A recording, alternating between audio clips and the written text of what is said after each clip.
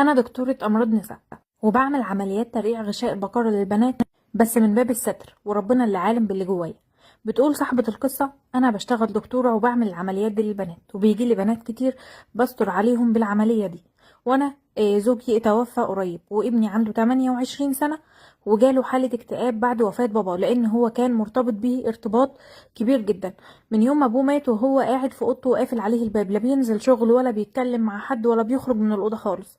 لحد لما في يوم لقيت حياة ابني اتغيرت كليا، وبقى يخرج ويتفسح ويشتغل وبيضحك ويحلق شعره ودقنه، وحياته اتغيرت فعلا.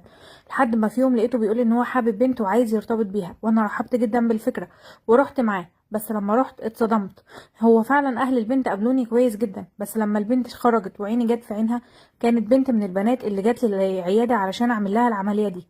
وابني مصمم ان هو يرتبط بيها، وانا بقول له مستحيل، وسبت البيت ومشيت، وكل اللي بقوله ان هو مش هيتمم الجواز.